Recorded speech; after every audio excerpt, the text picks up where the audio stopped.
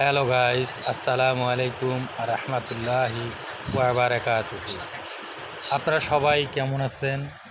আলহামদুলিল্লাহ, আমিও ভালো আছি। তো আজকের দিনটি সবার ভালো কাটুক, ভালো যাক, সেই শুভকামনা রইল।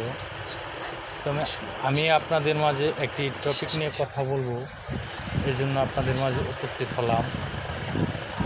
টপিকটা হলো, আমরা যারা মধ্যবিত্ত ফ্যামিলির আছি তারা খাবার দাবারের প্রতি অধিক যত্নশীল হবেন। খাবার দাবার শুধু দামি হলেই যে ভালো হবে এমনটা নয়। যেমন আপনি অল্প টাকায়ও ভালো মানের খাবার খেতে পারবেন বা খাওয়া যায়। সেটা হলো, প্রতিদিন একটা শাক রাখেন খাবারের সাথে, এক আইটেম শাক রাখেন, একটা ডিম খান, একটা কলা খান, ছোট মাছ খান। এগুলোই হলো আপনার আমাদের মধ্যবিত্ত ফ্যামিলির অল্প টাকায় ভালো খাবার যাকে বলা হয়।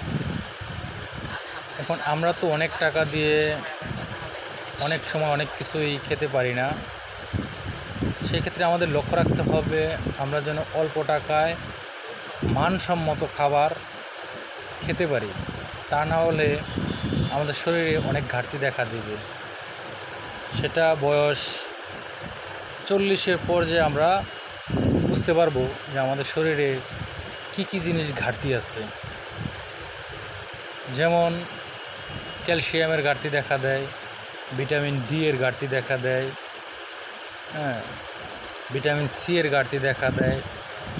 এগুলো আমরা বুঝতে পারবো বয়স 40+ হওয়ার পর।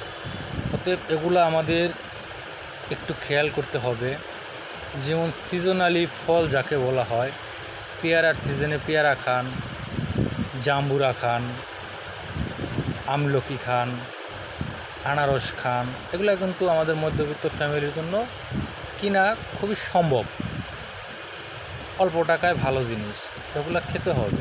কাঁঠালের সিজনে কাঁঠাল খান, আমের সিজনে আম খান। এগুলো আমাদের শরীরের যে ভিটামিনগুলো প্রয়োজন আছে সেগুলা ঘাটতিটা পূর্ণ হবে। তো আমরা অনেক সময় মনে করি যে আমাদের এই অল্প টাকায় আমরা কি ভালো খাবার খাবো, খাবারের তো অনেক দাম। আসলে তা নয়। আপনি একটু খেয়াল করলেই বুঝতে পারবেন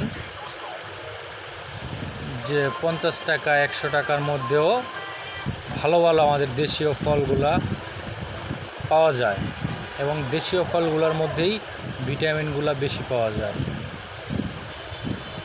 তো আমি ভিডিওটা লং টাইম করব না, এটাই ছিল আমার গুরুত্বপূর্ণ কিছু কথা। আমরা অবশ্যই এগুলা একটু মেনে চলার চেষ্টা করব। তাহলে দেখবেন বয়স যতই বাড়ুক না কেন আমরা সুস্থ থাকার গাইডলাইন হলো খাবার দাবারের উপর অনেক কিছু নির্ভরশীল। যেমন কমলার সিজনে কমলা খান,